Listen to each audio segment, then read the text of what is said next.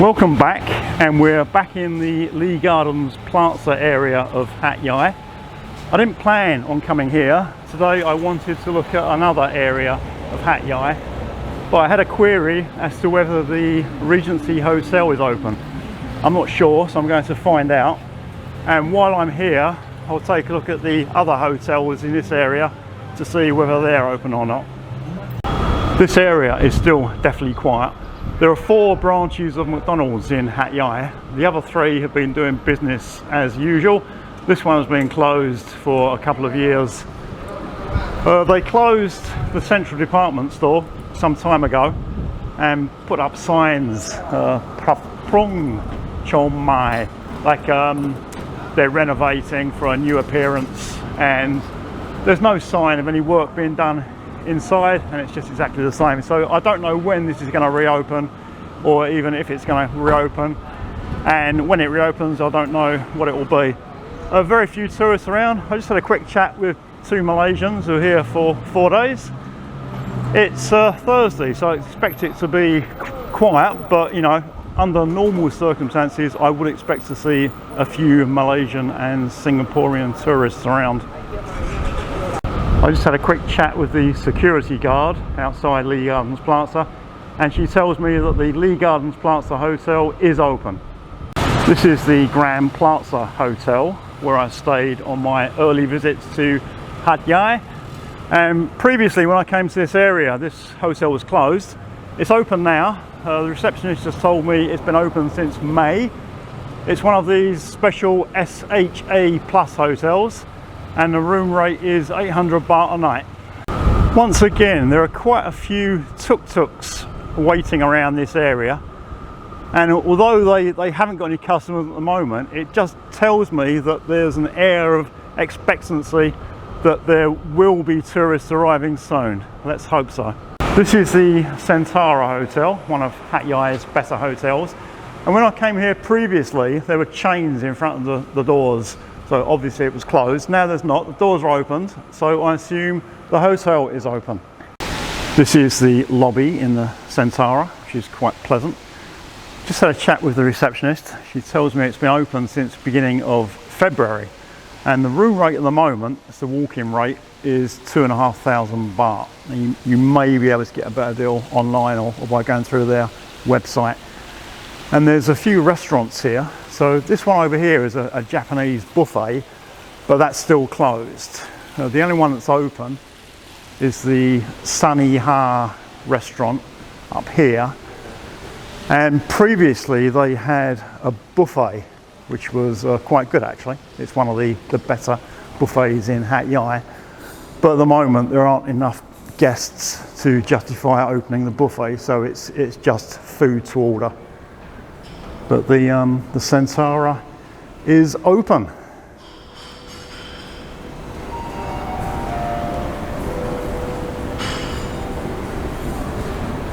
Having seen that the other hotels in this area are open, I was expecting the Regency to be open, but that's not the case. There's no cars in the car park. In fact, the car park is all like blocked off, and there are still chains on the door up here. You should just be able to see the chains inside. So no Regency. I'm quite surprised.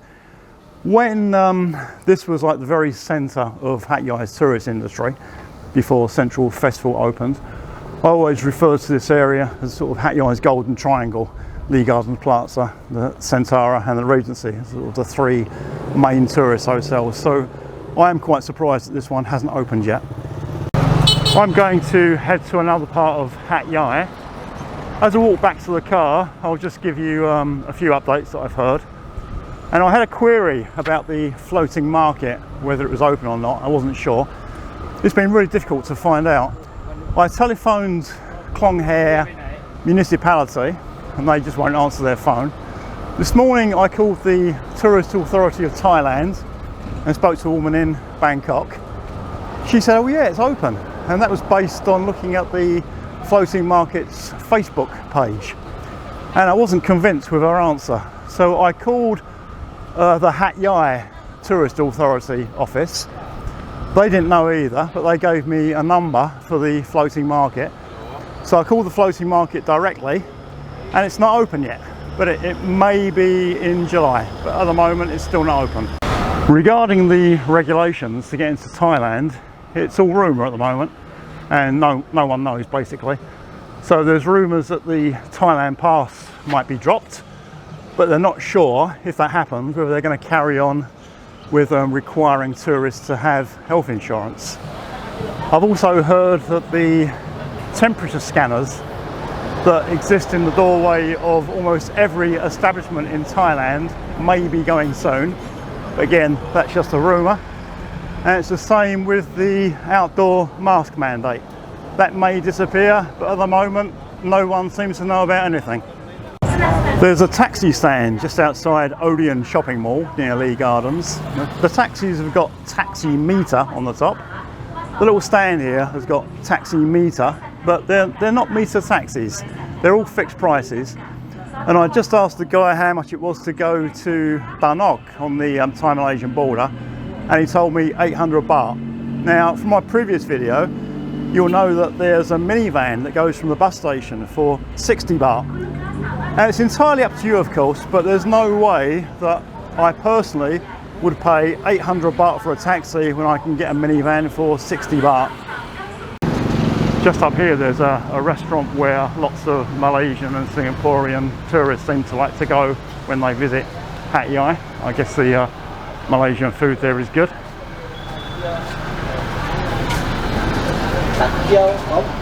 Gold Tea Old Cha is the name of the restaurant.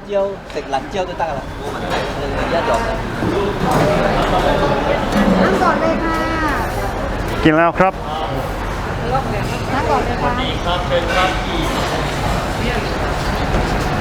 There was a time when it used to be a lot of fun going into central Hat Yai. Those days have gone, and I'm not sure whether the fun will ever return. I hope so. Just recently I've been noticing a lot more cars in Hat Yai with Malaysian license plates. Here's one here. It's I think a Toyota Alphard, big sort of luxury minivan. And he's parked on red lines, and there's a nice Thai policeman who's about to clamp his wheel. Thai police don't normally take any action against traffic offenders, but the exception is that they will take action against people who have committed parking offences in central Hat Yai. And I often see cars clamped, and I see a disproportionately high number of cars with Malaysian license plates. So if you are coming from Malaysia and thinking of sort of, parking in a place that you shouldn't be, maybe think twice. Everyone who lives in Hat Yai and most of the visitors who come to Hat Yai will know about Gim Yong Market. This is a very famous traditional market in Hat Yai that sells fruit and dried goods and all manner of things. Probably not many people know about this statue, and this is Mr. Gim Yong. There's some information about him. Unfortunately, this side it's in Chinese and I haven't got a clue. The other side is Thai, which I have got a bit of a clue. But the trouble with notices like this is there will be a lot of formal vocabulary, and it takes me a long time to translate. Let's just take a quick look. So Tan Chee Gim Yong, I guess that's his title and his name. Pen Chao Jin, he's a Chinese person. This bit I can't read because of the sign's gone bad. UT Tambon Jiao Fuk. Tambon is sub-district, and I guess Jiao Fuk is a sub-district in China. Ampere is district. Jiao Liang, so I guess that's the districts in China. Monton Guangdong Pratet Jin, China. And Gert Mua, so he was born in 1891. As I say, it will take me some time to translate the rest of the sign. But this is Mr. Gim Yong, and I don't know a lot about Hat Yai's history, but as far as I know, before the railway came to town, it was just a little dot on the map. There was nothing here, and there were a few people who sort of developed or did a lot to develop Hat Yai. And just in front of the sports stadium, Jiranakorn, There's a Mr. Nippab, and if you know Hat Yai, you know the three main roads that go through Hat Yai are called Nippab Utit, so I guess those roads are named after him. And Yong Market is named after this guy. And there's an area that's known as Chee Gim Yong, which is also named after him. And I'm going to take you around that area today. Because all of Hat Yai's founding fathers were Chinese, there's a very big Chinese influence in the town. This is a Chinese clan association, and there are others elsewhere. A lot of the local population are Thai Chinese, and a lot of visiting tourists are ethnic Chinese from Singapore and Malaysia. And just opposite is a big school, and it was on the other side of this school that we saw the Gim Yong statue. And because there's such a big Chinese influence in Hat Yai, Chinese New Year is a big thing. And at this school, during Chinese New Year, there are lots of Chinese cultural events. And I think they're here, so I have an idea that Gim Yong was responsible for founding this school. So there's still a big Chinese influence at this school. This is the Chee Gim Yong area. And when I first got to Hat Yai, I only knew about the market, I didn't know about the man. So I thought this place had something to do with the market. But both places are named after the man. And just opposite is the restaurant, the dim sum restaurant, that everyone goes crazy about and raves about. You know, if you look at any forums on Hat Yai, oh, you must go here, oh, it's fantastic. You know, and I've been told that Bangkokians fly down to Hat Yai just so they can eat here. I've been here, I don't know, maybe half a dozen times over the years, and just underwhelmed. It's not bad, but I don't see why it gets all the praise that it does. There's a dim sum restaurant directly opposite the one that always gets raved about. I've never actually eaten here, but I would imagine that the food is probably just as good, but it doesn't get all the glowing reviews. Chee Gim Yong is quite a vibrant area. It's certainly a lot livelier than Lee Gardens Plaza these days, which is almost dead. There are a number of coffee shops, restaurants and hotels. This Coffee D place is very nice. I've never been too impressed with Cafe Amazon as a branch here. Hotels, down here we've got the Asia Grand and Friendly Tel. A bit further up there's the Garden Home, which I'll look at later in the video. Just over the back of Cafe Amazon is the Daechi, and just along here is the Merlin Hotel. And a few years ago this was a really big area for prostitution, but as I've said in other videos, that sort of aspect of Hat Yai has really changed in recent years, and a lot of those places have gone. So when they refurbished the Merlin a few years ago, they built this place on the front, Naruto, and just behind where it says Fin, you can see on the wall it says Up Op Nuap, which is basically the Thai for like soapy massage. And at one time there was a big advert outside. They were trying to hire girls, and the girls could make a lot of money, you know, if they were good looking enough, like a serious amount of money. Anyway, this place is now closed, and there was another place just down by the side that was also closed called Nice Lady. So let's go and have a look where that used to be. This pink and blue building used to be Nice Lady, and at one time there were pictures of very attractive Thai girls in bikinis outside, and now it's derelict. The front's all open, you just walk straight in.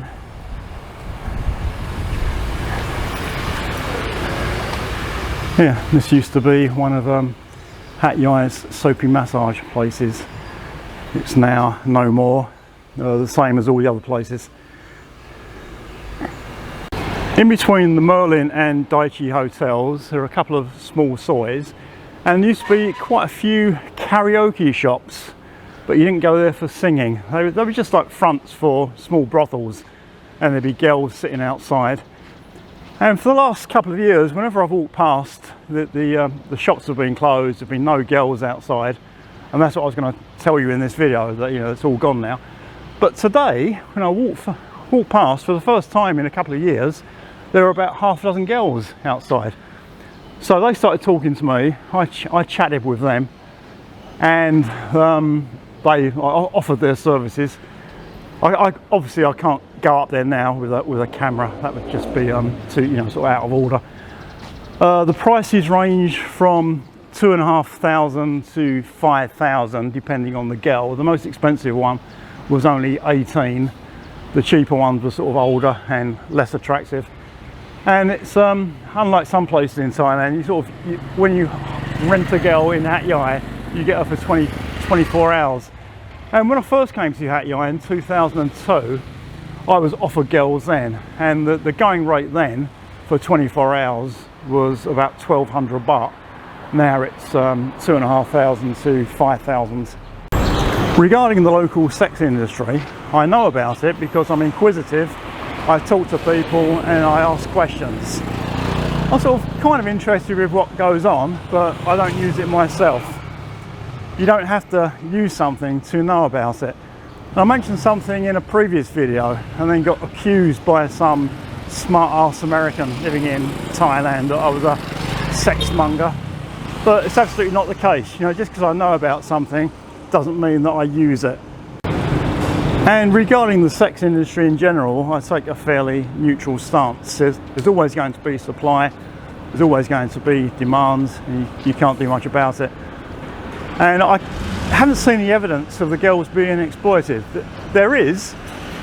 Just this week in the news, a woman was arrested for coercing other women into prostitution and then sending them abroad. But the ones I've seen working in Thailand, they seem perfectly free at any time just to go to the bus station or the train station and go back to where they come from. It's their choice to be here, and it's one of the only things they can do to earn some money to support their families.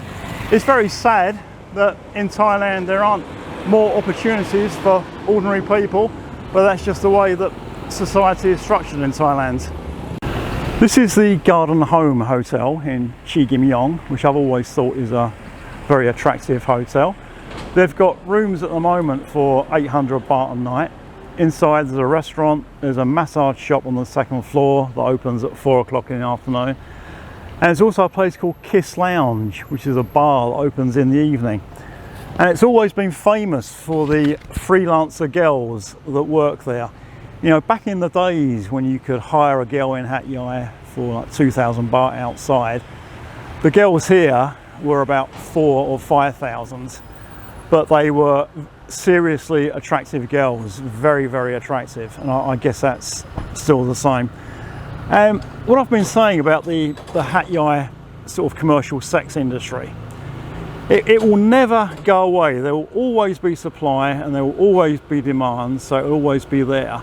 But what seems to have happened is that it's just gone underground. So in the past, you just go around Hat Yai and you see these huge soapy massage places with, you know, pictures of the girls outside on the walls, and it was so obvious what went on inside. All those places are now gone, so you know, if you're just like a normal tourist driving around, you won't really see any evidence of the commercial sex trade. But it's still there, but you need to know where to go. So you know, if you're looking for a sort of very attractive Thai girl, you'll know you need to come to the Garden Home Hotel and go to the Kiss Lounge. This is the Daiichi Hotel, been there a long time. And I think the last time I went in for a look was probably about 15 years ago. And even back then, it was looking quite run down. So unless there's been a major refurbishment that's taken place since then, it's not going to be the plushest of places. It's quite a big place, and I seem to remember the room rates were quite reasonable. In the past, there were evening entertainment venues just opposite the Daiichi, but they've been closed for a long time, even a long time before COVID. And as you can see, a Chinese restaurant and the Chinese writing, they're obviously targeted at Chinese clientele, whether local sort of Chinese Thais or ethnic Chinese from Malaysia or Singapore. If you've watched my previous videos, you might have picked up I'm a bit of a cat lover, so there's nothing more I like to see than little sites like this in Thailand. This is the front of the Merlin Hotel, and at one time it was looking quite run down. Then they had a big refurbishment, and I came to have a look, and it was looking pretty good. And I thought it was open because the door's open, but it's still closed. There's no receptionist, and there are workers in again doing work. And I've just been speaking to the guy who lives opposite. Quite an interesting man actually, and he tells me that the water is not good here. I think it's well water, and it's brown, so they're trying to fix that and fix some other problems. And the guy I've just spoken to, very interesting. He lives in the house opposite the Merlin, and he just looks like an ordinary guy. It turns out he's the owner of the New Season Hotel in Hat Yai, which is quite a big hotel. And he tells me it was quiet for 2 years, but for the last 2 months it's been full, so he's doing okay now. And he's just been out to his fruit plantations, planting banana trees and other things, and he owns a lot of land. So you sort of see these people, they look quite ordinary, but they're the owners of large businesses and lots of land. And I spoke to him about this nice lady place, and what happened, the police came and closed it down forcibly. The reason was that they were employing girls as young as 15, you know, sort of 15, 16, 17. And apparently that's why all of these places in Hat Yai have been closed down. Regarding food, the Chinese theme continues. This place is called Uan, which means fat in Thai. So I guess the chef's nickname is Fatty. And he does bakute, and bakute is the pork bones that are stewed in like a herb soup. Very popular with ethnic Chinese, Malaysians and Singaporeans. This is really sad, and I see so much of this type of thing when I walk around Hat Yai these days. This was the L'Amour Cafe, and they've done a really nice job. It was like a European style coffee shop. Good coffee, nice cakes, and really nicely furnished, you know, it felt comfortable. And it's been closed now for some time. It was a place that I recommended on my website, but I desperately need to update my website because the website's so out of date, and I need to sort of get rid of all these places that have now been closed. It's really sad to see. This place in the Chee Gim Yong area is also worth a mention. It does excellent Western food, and in particular it does a great Western breakfast. I mentioned before that getting a good Western breakfast in Hat Yai can be quite difficult, but this is one place I highly recommend. The chef used to work on Lipe Island and learnt to cook Western food for tourists, and then came back to open her own restaurant.